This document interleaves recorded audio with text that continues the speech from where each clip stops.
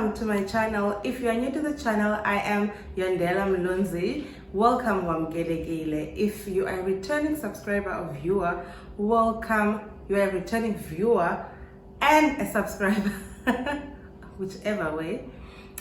Welcome back. So in this video, I'm going to speak about a few tips. Well, I'll say it's the top tips when you want to apply at a university or a college, right? So this is because I've thought of this because I've observed during our registration period, well, even after the matric results came out, that a lot of kids are still looking for, placement at universities, at colleges, and some of them did not apply. Some of them didn't even know what they wanted to study. Like they just wanted to be placed or accepted or admitted in any qualification that may be available for them just for the sake of studying. So I thought it is crucial that I highlight a few things that are important for current grade 11, grade 12, or even grade 11 learners and level 4 students active at college. The first thing is, it is important to know which program or which career field you want to be in, or have an idea of options of career fields that you are interested in, because that helps you when planning where you would want to study, which is at university or a college.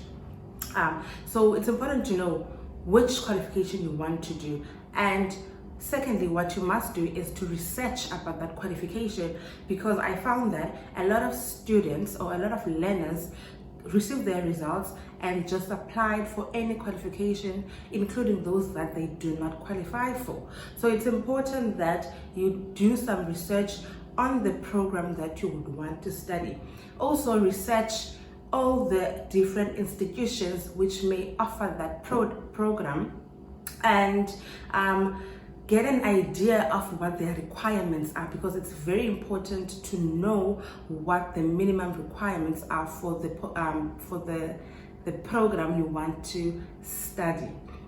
Know the minimum requirements to avoid disappointment, because most often we've seen that a lot of students that had bachelor's degrees, bachelor's pass, were not accepted at universities because they didn't meet the minimum requirements.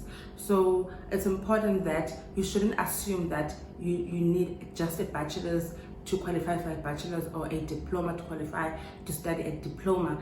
Go and research what the requirements of those specific institutions are. And also remember that universities may differ, colleges may differ. So it's important to find out what exactly are the minimum requirements of this program you want to study for at all these universities where you would want to study at. Okay. And the other thing is have backup. So I've mentioned now that research all the possible options that you may have, right? So what it means is that do not just apply at one university or one college. Apply because there can be a case of a space. There's not enough space. For example, my cousin's brother, my cousin applied. He qualified for to study at both institutions that he applied at, but he was only accepted at one institution. The other institution didn't accept him. He qualified, he had met the requirements, but due to space, they couldn't accommodate him. And he had applied beforehand, so he's not a late application.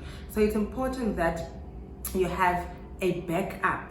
Don't apply at one institution.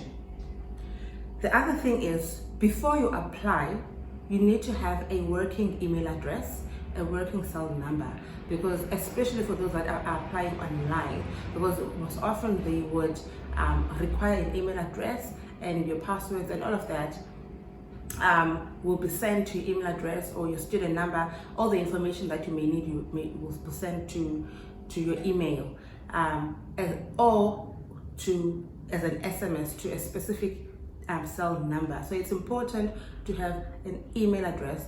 Be familiar with an email. Create an email and be familiar with it, navigate and see how to work around it, so that by the time you start applications, you are aware of how to check your messages or your emails, and so on.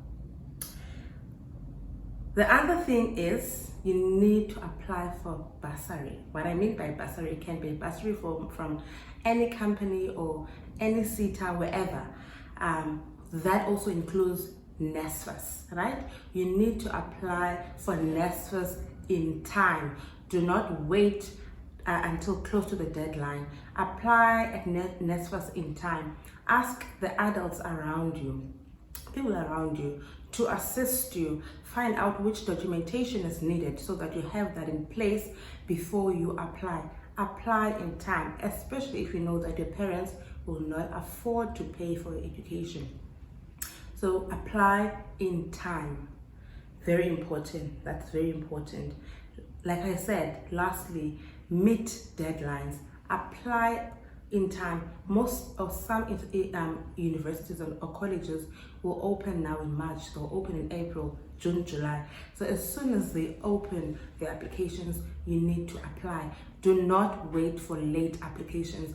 Apply as soon as possible, so that you know that it's out of the way. You have a student number. You are just waiting on communication from the institution.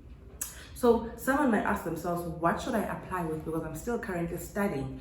If you're currently in grade 12 or you have a child in grade 12, you can apply with your grade 11 results. So you can use your grade 11 results to apply, and later on, maybe when you receive your June results, if you were applying online, you can just upload your June results to the institution's website.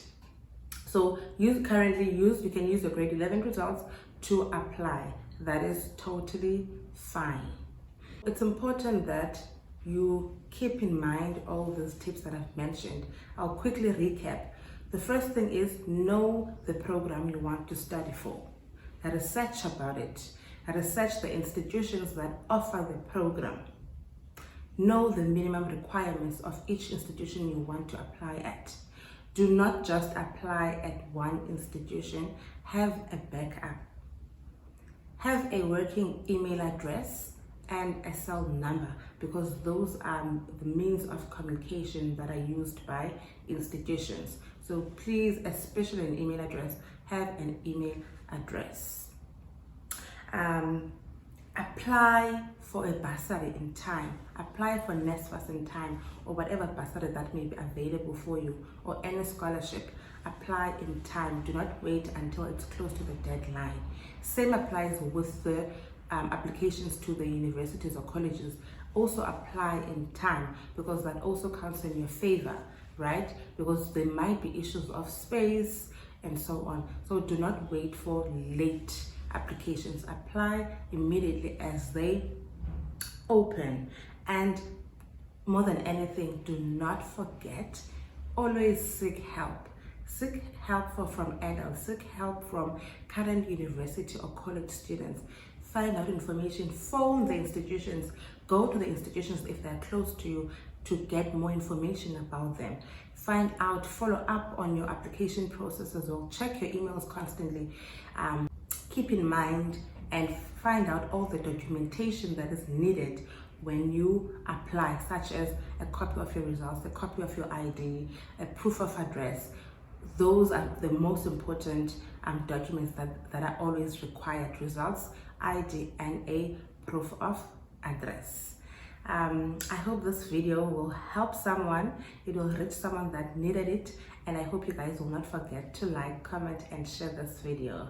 That is all that I wanted to share with you today, and yeah, see you on my next video.